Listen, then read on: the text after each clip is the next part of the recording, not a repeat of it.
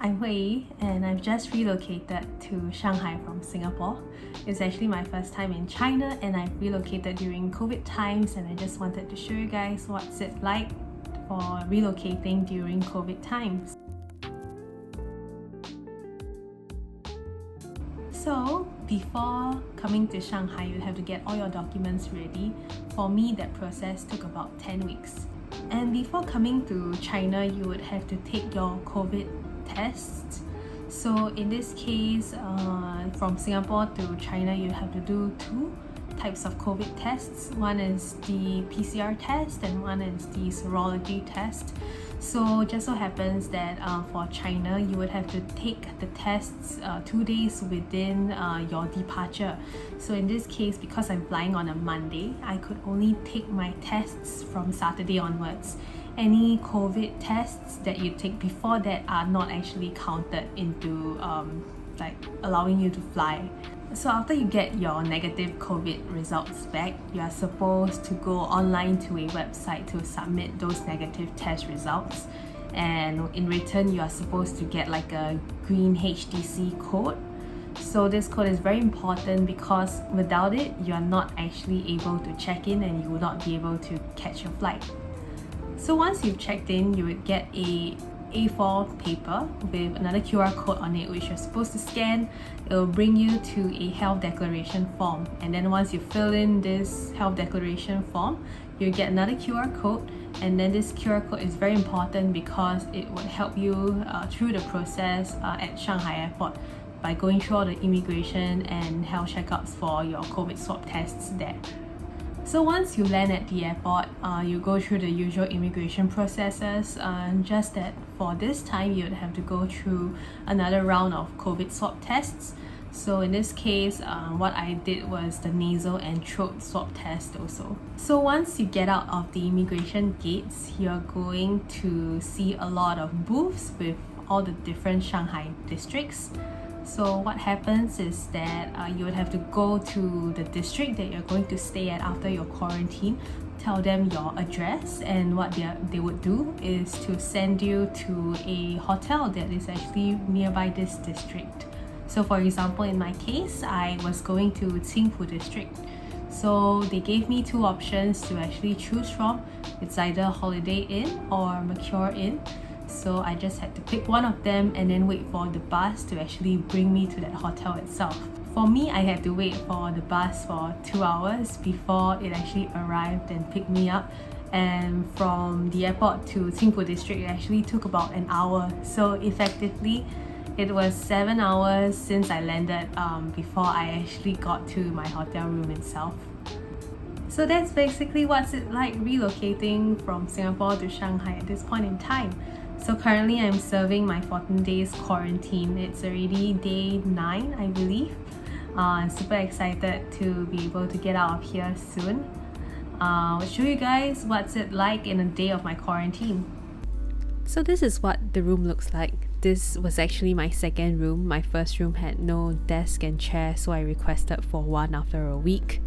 It looks pretty spacious. It's pretty good for a person to stay in. My gripe is that looking out of the window, it just gives me a concrete box.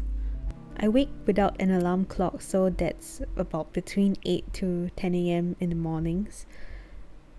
I would then make myself a cup of coffee, enjoy having no work at all, and then food would come at specific timings of the day, and then I would play my ukulele in the mornings before doing some work or reading or writing. You can't drink tap water in China, so even if you want to boil water, you should also use their bottled water. They already have a stash of all the bottled water for you in the hotel room itself. And we have today's lunch, which is some form of fried fish or meat, some pork belly, some eggs with vegetables and more vegetables, and it comes with an orange too.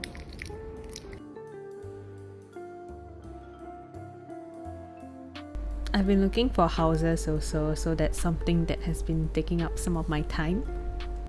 I've been doing some light reading. My friends also gave me this figurine set that I'm supposed to build, but I haven't. And of course, snacking on my Singapore snacks, which are depleting fast. I also put in some exercise every day because I have no excuse not to be exercising. So I just finished my workout and I've just showered and just finished prepping, and then this is my dinner which I just got just now. So usually it's actually just cai fan, and then the dishes would vary. Today there is vegetables, tomato egg, some kind of meatball, and some ribs, and of course they always come with like a fruit or sauce. Today's an apple, and usually it comes with some form of soup also. I think it's like egg drop soup if I'm not wrong. So while eating, I would just switch on YouTube and just browse random channels. The thing about China food is that they have some kind of spice to it always.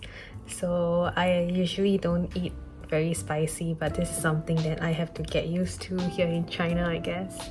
So there are some things that you should actually bring with you when you're on quarantine, or actually prepare for. This is my own learnings because I realized that I didn't prepare enough. So firstly is you have to get enough snacks and cup noodles. This is because over time you would realize that the hotel food kind of gets repetitive, and it also depends on your hotel whether or not they allow deliveries.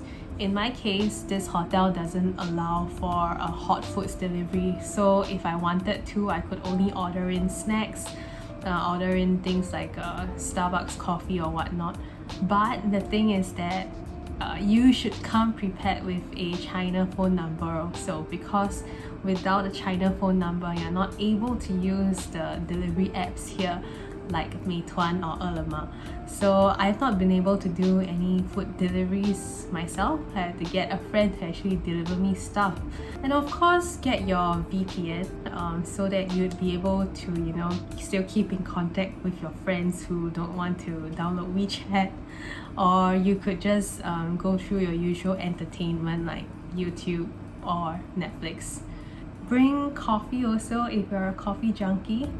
They don't really have coffee here, so if you want to, you should just bring your own coffee that you can make in the mornings.